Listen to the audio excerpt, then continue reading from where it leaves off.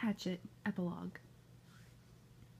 The pilot who landed so suddenly in the lake was a fur buyer mapping Cree trapping camps for future buying runs, drawn by Brian when he unwittingly turned on the emergency transmitter and left it going. The Cree move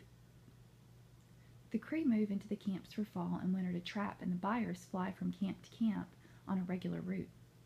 When the pilot rescued Brian, he had been alone on the L-shaped lake for 54 days. During that time, he had lost 17% of his body weight. He later gained back 6%, but had virtually no body fat. His body had consumed all extra weight, and he would remain lean and wiry for several years. Many of the changes would prove to be permanent. Brian had gained immensely in his ability to observe what was happening and react to it. That would last him all his life. He had become more thoughtful as well, and from that time on he would think slowly about something before speaking. Food, all food, even food he did not like, never lost its wonder for him.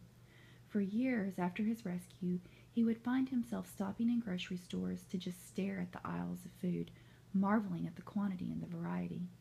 There were many questions in his mind about what he had seen and known, and he had worked at research when he got back, identifying the game and berries. Gut cherries were turned choke cherries and made good jelly.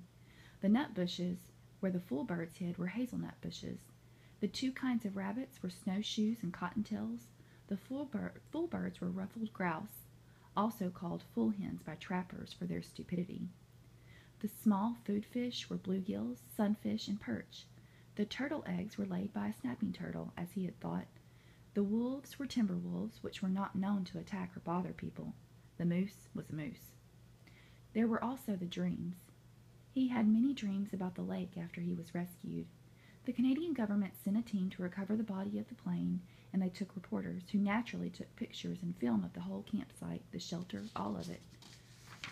For a brief time, the press made much of Brian, and he was interviewed for several networks, but the furor died within a few months. A writer showed up who wanted to do a book on the complete adventure, as he called it, but he turned out to be a dreamer, and it all came to nothing but talk. Still, Brian was given copies of the pictures and tape, and looking at them seemed to trigger the dreams. They were not nightmares, none of them was frightening, but he would awaken at times with them, just awaken and sit up and think of the lake, the forest, the fire at night, the night birds singing, the fish jumping, sit in the dark alone and think of them, and it was not bad and would never be bad for him.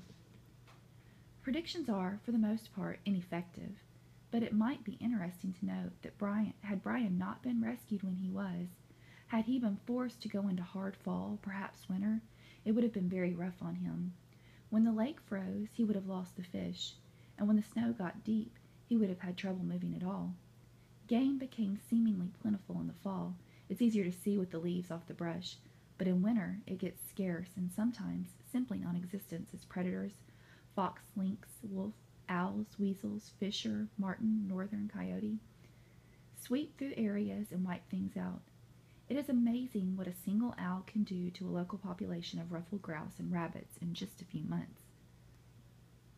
After the initial surprise and happiness from his parents at being alive, for a week it looked as if they might actually get back together. Things rapidly went back to normal. His father returned to the northern oil fields, where Brian eventually visited him, and his mother stayed in the city, worked at her career in real estate, and continued to see the man in the station wagon. Brian tried several times to tell his father, came really close once to doing it, but in the end never said a word about the man or what he knew, the secret.